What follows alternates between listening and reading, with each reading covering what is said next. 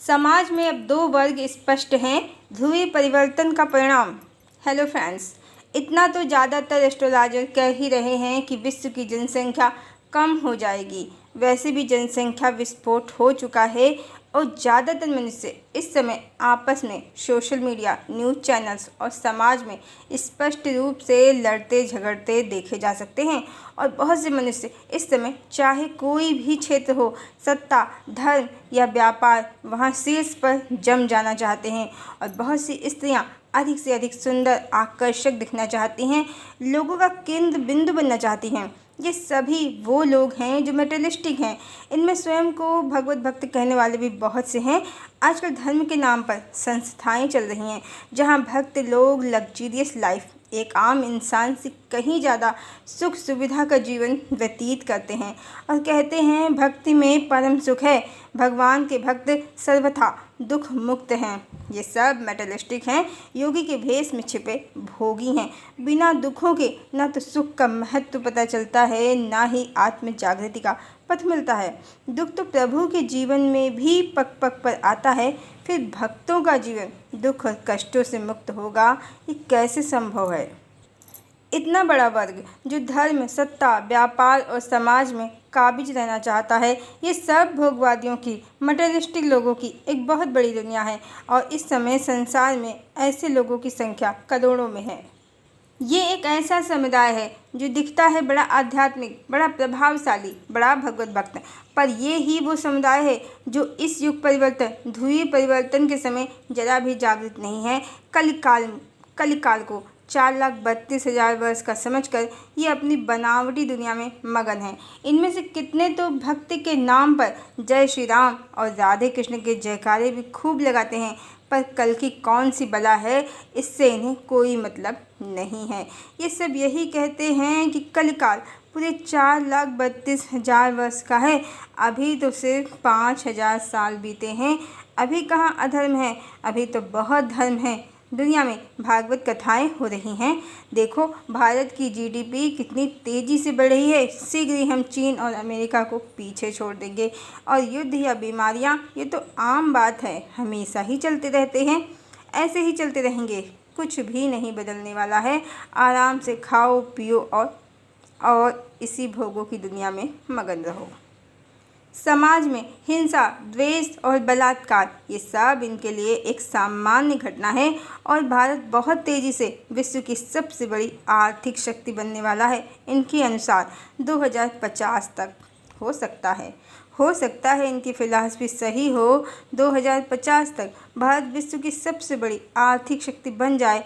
पर जितना हम देखते हैं अपने आसपास, कुछ लोग आलीशान घरों में रह रहे हैं और कुछ झुग्गी झोपड़ी में रहने को मजबूर हैं, सड़क पर सोने को मजबूर हैं। ये कौन सा भारत है? और क्या सच में आर्थिक शक्ति बन जाना ही सभी सुखों का द्वार है, जबकि पर्यावरण चौपट हो चुका है, भूमिगत जल गायब होता जा रहा है? क्या भविष्य में लोग पैसे जमाएंगे? सांस लेने को शुद्ध हवा भी नहीं है, पीने को शुद्ध पानी भी नहीं है। कहाँ है भारत में आधुनिकता? कुछ मेट्रो चला लेना, कुछ बड़े प्रोजेक्ट बना देना और उसके बाद सड़कों पर, नदियों में गंदगी का ढेर लगा लेना, आपस में लड़ना, स्त्रियों से दुराचार करना, ये कैसा विकास हो रहा है भारत का? यहाँ तक चुनावों में पार्टियाँ ईवीएम की लड़ाई छोड़कर आपस में ही जुबानी जंग तो कर ही रही हैं, कहीं कहीं हाथापाई और कहीं कहीं तो युद्ध जैसी स्थिति बन गई है। ये कैसा आधुनिक भारत है? ये कैसा विकास है? क्या यही हम 2050 में और बड़े स्तर पर देखेंगे? क्या सच में हम सही दिशा में चल रहे हैं? अधिक से अधिक मटेरियलिस्टिक, भोगवादी बनते जा रहे हैं सभी। और बढ़ी हुई जनसंख्या का कारण भी यही है कि देवता धरती पर उतर आए हैं, ऐसा नहीं है। ज़्यादातर असुर सोल ही हैं जिनको भोग सुख, काम सुख में अत्यंत रुचि है। अब काम सुख से तो जनसंख्या वृद्धि होगी ही, इसमें परमात्मा का क्या दोष है? मनुष्यों में आध्यात्म की कामना ना के बराबर है। भोगों की कामना इतनी है कि जितना मिल जाए उतना ही कम है। अब ऐसे में असुर ही उत्पन्न होंगे, जनसंख्या विस्फोट भी होगा और सब आपस में लड़ेंगे भी, धरती की ऊर्जा का नाश करेंगे। ऐसे में धरती की रक्षा के लिए, असुरों से रक्षा के लिए भगवान का धरती पर उतरना उनकी मजबूरी है। और जो दावे करते हैं कि 2050 तक हम ये कर देंगे, वो कर देंगे, तो ध्यान दें, प्रकृति को 2 मिनट भी नहीं लगेंगे। मैगी बनाने से भी कम समय में प्रकृति कितने ही जन समुदाय को नेस्तनाबूद कर सकती है, कितनी ही भोगवादी प्रकृति को नेस्तनाबूद कर सकती है, विकास की धज्जियां उड़ा देगी। लीबिया, मोरक्को, हवाई द्वीप एक झटके में साफ हो गए हैं और दुबई डूब गया है। आप 2050 तक कहाँ पहुँचेंगे पता नहीं, प्रकृति तो 2 मिनट में सब साफ कर देगी।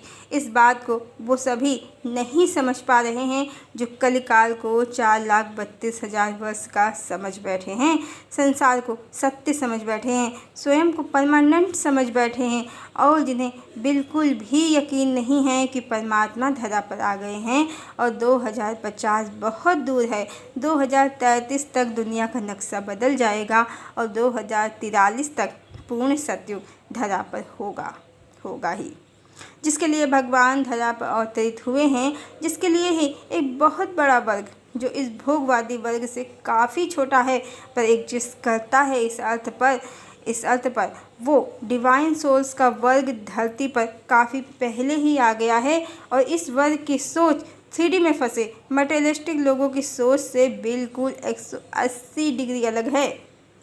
और ये सच भी है, इस समय ट्विन फ्लेम जैसे अनुभव को, स्टार सीड जैसे अनुभव को रखने वाले बहुत से डिवाइन सोल्स इस समय धरा पर हैं, जो एनर्जी के रहस्य को जानते हैं, जो शरीर बॉडी सोल से परे चेतना एनर्जी के रहस्यों को जानते हैं और ये जानते हैं कि इस समय धरती लोक पर माँ भगवती के साथ शरीर परमात्मा उपस्थित हैं।